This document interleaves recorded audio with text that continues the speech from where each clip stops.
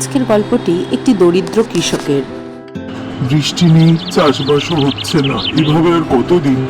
সন্তানদের আর কি খাওয়াবো, কি মুখে তুলে দেবো ওদের আমি? হ্যাঁ গো বাবা রাম, কোথায় চললে? হাটে নাকি? হ্যাঁ মাসিমা, চাষের জন্য বীজ আনতে যাচ্ছি। হ্যাঁ বাবারাম, বলো কি বীজ দেবো তোমায়? এত দুঃখ মুখ কেন তোমার?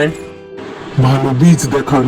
এই নাও বাবা, এই বীজে জাদু আছে, তবে রোপণ করার কিছু নিয়ম আছে। তা কি নিয়ম দাদু? এই বীজ রোপণ করতে গেলে তোমার জমিতে ভালো কিছু কাজ করতে হবে। বীজ রোপণ করার আগে রাম তার জমিতে ভিক্ষুকদের খাওয়ালো এবং তৃষ্ণার্ত পশুদের জল খাওয়ার ব্যবস্থা করলো। রাম নিজের জমিতে বৃদ্ধের কথা মতন বৃক্ষরোপণ করলো, যাতে সেই বৃক্ষগুলি বড় হয়ে অসহায় মানুষদের ছায়া দিতে পারে। জমিতে বীজ রোপণ করার একটাই শর্ত ছিল, জমির শুদ্ধিকরণ। সেই জমি যেন মানুষের ভালো কাজে লাগে। অবশেষে রাম সেই চমৎকার বীজগুলো নিজের জমিতে ছড়িয়ে দিল এবং অপেক্ষায় রইল ভালো ফসলের। অবশেষে সেই দিন চলেই এলো যেদিন রামের পুরো জমি ভরে গেল ফসলে। খুব খুশি হলো রাম।